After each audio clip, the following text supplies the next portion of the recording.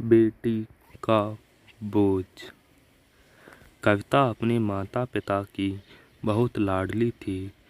3 बड़े भाइयों की बहन थी। कोई भी चीज़ मांगने पर उसी वक्त सामने हाजिर हो जाती। पूरे घर में रौब था उसका। पूरे परिवार और नौकरों पर राजकुमारी की तरह हुक्म चलाती थी कविता। स्कूल में भी पूरा रौब था उसका। बड़े घर की लाडली जो थी वह ऐसे ही उसने कॉलेज में दाखिला लिया। उसके ठाट बाट बड़ी बड़ी गाड़ी में आना जाना। हर दिन नया फैशन देखकर हर कोई उससे दोस्ती करना चाहता था। थोड़े ही दिनों में उसके बहुत से दोस्त बन गए। पूरे कॉलेज में उसकी अपनी ही एक पहचान थी। इन दिनों उसके घर एक रिश्ता आया। खानदानी लोग थे और पापा की पुरानी जान पहचान थी।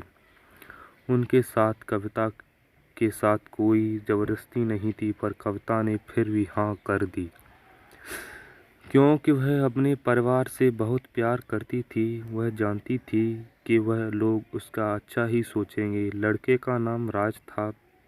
राज काफ़ी लिखा पढ़ा और समझदार लड़का था। ससुराल वाले भी बहुत अच्छे थे।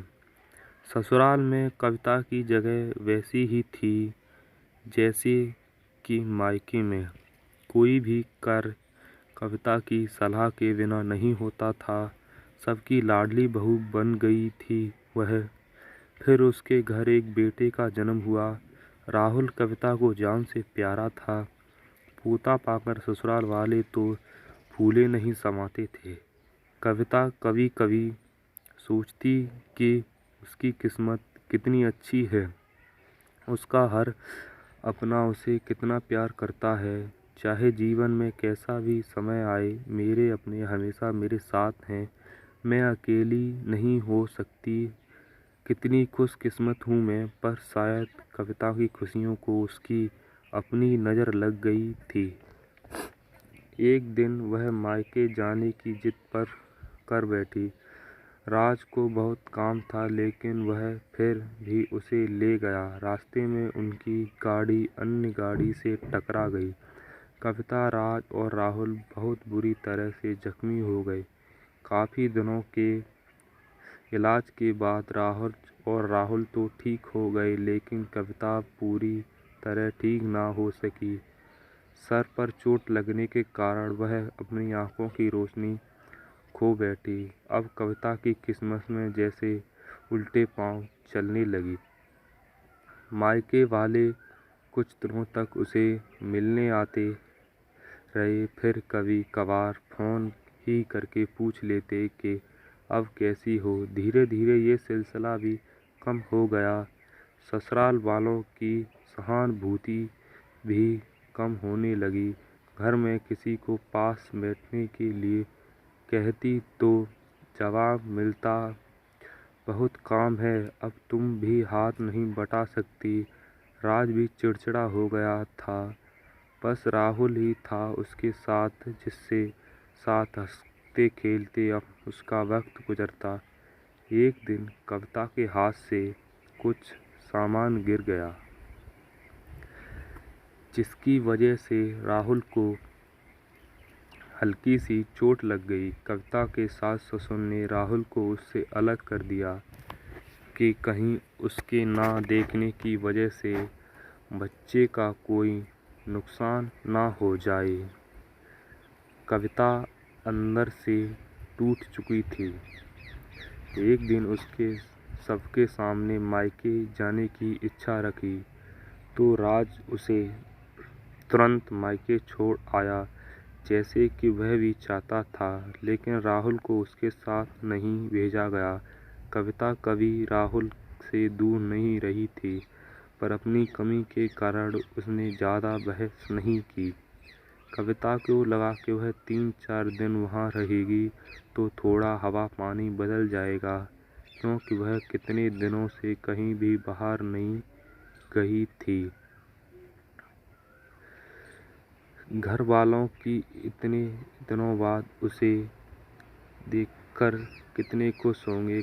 कविता के घर पहुंचने पर सब लोग बहुत खुश हुए। खाने में सब कुछ कविता की पसंद का ही बना था। उसने अपने मम्मी पापा को, भाई भाभियों से दिल खोल कर बातें की। उसके छोटे छोटे बच्चे भी बुआ के साथ घुल मिल गए थे। रात को सोने के वक्त जब वह कपड़े बदलने गई तो उससे पता चला कि उसका बैग तो बहुत भरा हुआ था। वह समझ गई। वह बहुत उदास हो गई। कुछ दिनों तक तो सब ठीक रहा, फिर जैसे सब बदल गया। सबका व्यापार बदल रहा था।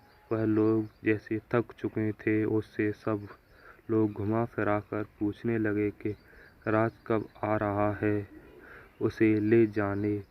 वह बहाना बना देती, जबकि वह जानती थी कि उस घर में अब उसके लिए कोई जगह नहीं।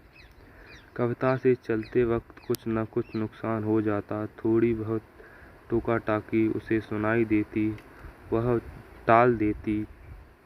एक दिन उसके हाथ से लगकर एक कीमती फूलदाना टूट गया। छोटी भाभी ने बहुत हंगामा मचाया। कविता के माता पिता रोज रोज के झमेले से तंग आ गए थे। उन्होंने राज को खुद से फ़ोन कर दिया। राज कविता को अपने घर ले गया। कविता को अपने परिवार वालों से ये उम्मीद न थी। जिस कविता के कहे बिना घर में एक पत्ता भी नहीं हिलता था, उस घर के लिए अब वह बोझ बन चुकी थी।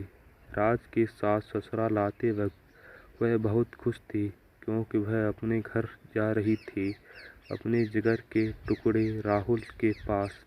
परंतु यह खुशी भी कुछ पल की ही थी। सारा बंदोबस्त पहले से ही किया हुआ था। कविता को सीधे ऊपर वाले कमरे में पहुंचा दिया गया। राहुल से दूर रहने के लिए सख्त चेतावनी दी गई। एक कामवाली लता उसकी जिम्मेदारी सौंपी गई, जो उसे खाना पहनने जैसी ज़रूरतों का ध्यान रखती। कविता कभी-कभार कामवाली लता से थोड़ा बतिया लेती। उसके जरिए राहुल का पता चल जाता। सबकी लाडली बेटी और बहू सबके लिए लाडली से बोझ बन गई। वारे किस्मत।